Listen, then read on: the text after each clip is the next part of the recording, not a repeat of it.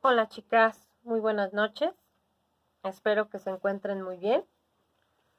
Yo estoy bien, gracias a Dios. Extrañándolas bastante. Extraño esta parte de interactuar entre todas.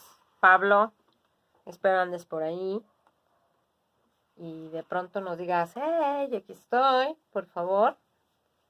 La parte que nos corresponde a este sábado próximo es hablar sobre hegemonía y educación, y esto conlleva a un autor muy interesante, dándole continuidad a esta parte de autores marxistas.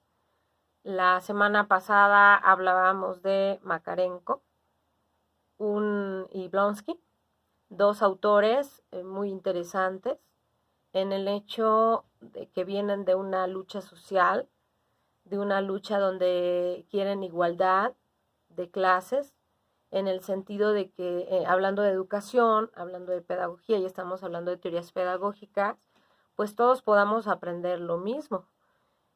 Hablando específicamente de Makarenko, y creo que alguna vez en clase se los comenté, a mí es uno de los autores, junto con Blonsky, junto con Gramsci, que se me hacen más olvidados.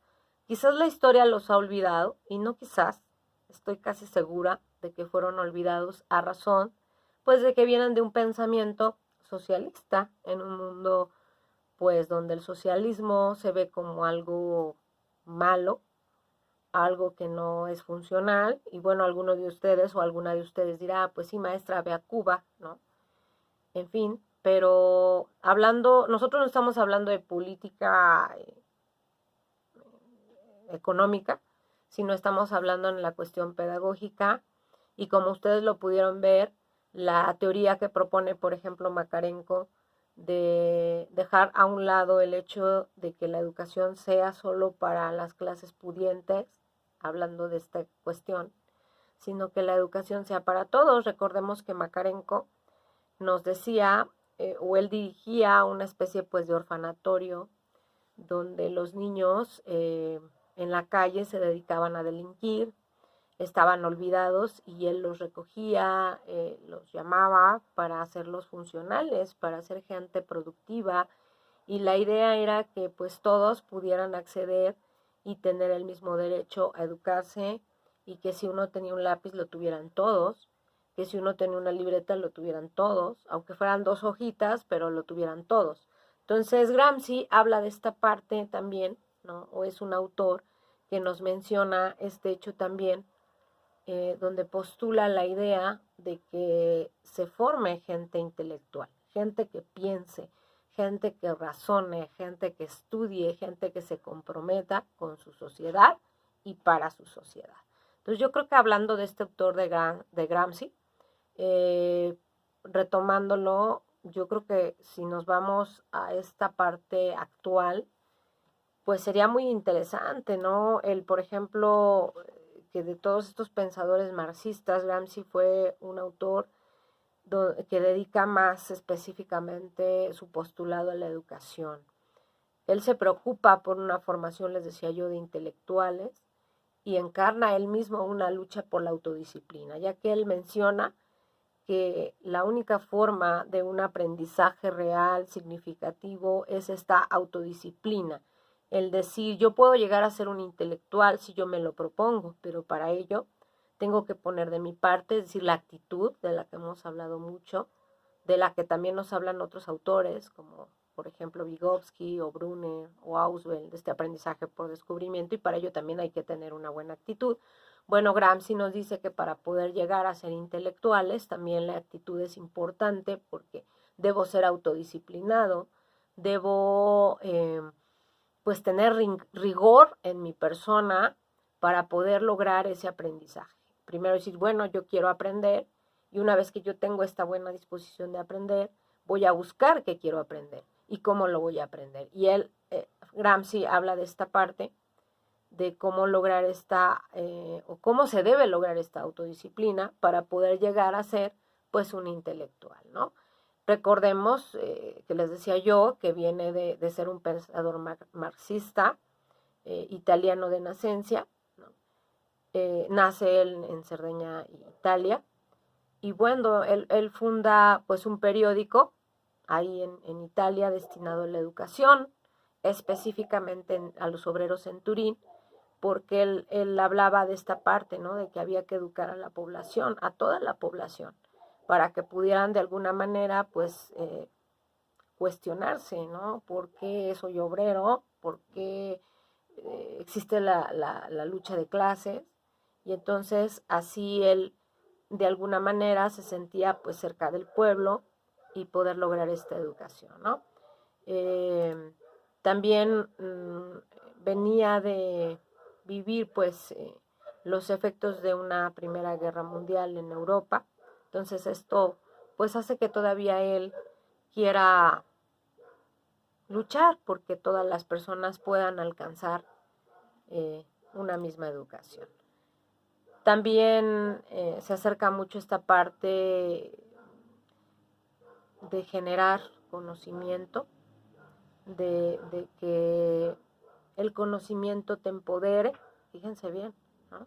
Algo que hemos hablado, por ejemplo, lo habla también Freire en este postulado, ¿no? De que la educación sea para todos, que la educación alcance sobre todo pues a los jóvenes, y él habla de esta parte, de poder formar alumnos, de poder formar gente capacitada para poder sobresalir pues a lo largo de su sociedad. Dentro de la hegemonía cultural que nos habla en su concepto de educación, esto es, hablando de esta hegemonía, habla de clases dominantes, donde él dice que logran ejercer poder sobre las clases sometidas, que en este caso serían las clases obreras, y a su vez están logrando un control del sistema educativo. ¿No les suena muy familiar? Y también de las instituciones, ¿no? Habla también de esta parte de que las instituciones religiosas logran obtener un poder dentro de las clases sometidas, ¿no? Es decir, habla de instituciones de sometimiento y al igual de los medios de comunicación. Y es aquí donde podríamos preguntarnos, de Gramsci hacia acá, ¿qué les parece? Yo les dejo esta reflexión, ¿no? Entre paréntesis. ¿Acaso no seguimos igual? Pero bueno.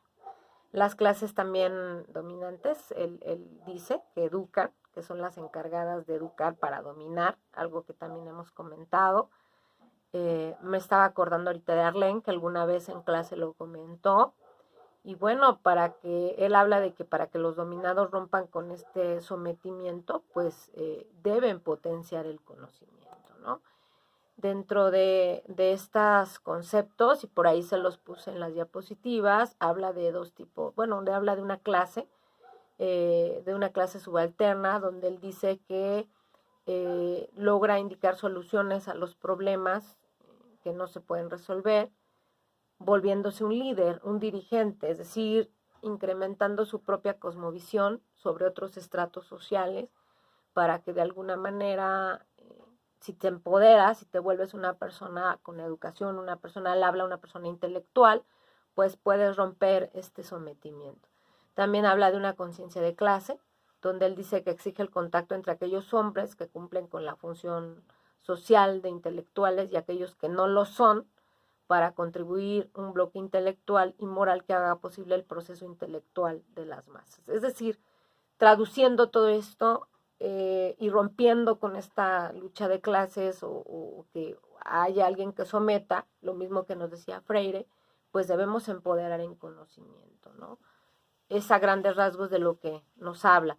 En cuanto bueno, esto cómo lo vamos a llevar a la pedagogía, a las escuelas, pues dice que para neutralizar las diferencias de clase, pues se deben crear servicios preescolares. Es decir, que desde muy pequeños, algo que decía, por ejemplo, Piaget, pues se tiene que educar, hablando, Gramsci lo habla de un conocimiento, Piaget habla de más de una cuestión de entendimiento desde muy pequeños. También nos habla de la escuela que debe ser o debe existir con el objetivo de armonizar el trabajo, tanto intelectual como manual, es decir, la teoría con la práctica, algo de lo que hemos estado hablando pues a lo largo de nuestra asignatura, y que lo van a estar escuchando a lo largo de toda su carrera.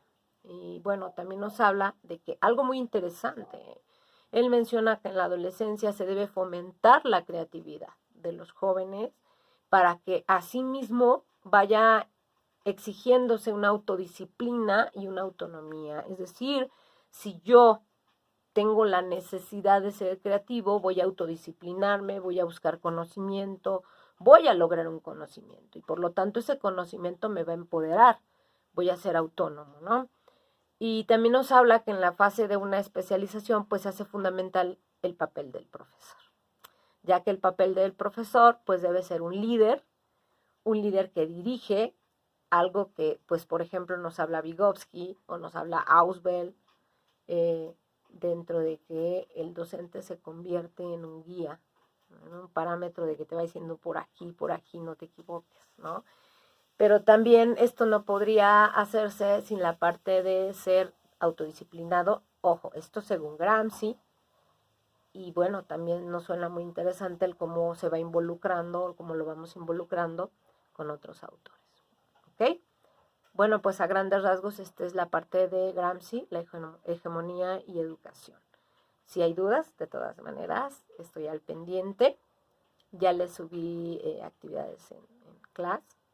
Y bueno, quiero decirles que las extraño, que espero que dentro de toda esta histeria que está generando la cuarentena, aprendamos a ser autodisciplinados, cual lo dice Gramsci, y bueno, busquemos otras formas de aprendizaje y de no rendirnos, porque en nuestra siguiente actividad, para el sábado que viene, vamos a hablar un poco de esta tecnología de la educación y a irlo enlazando, bueno, con algunas otras teorías pedagógicas. Un gusto, chicas. Les mando un abrazo. Cuídense.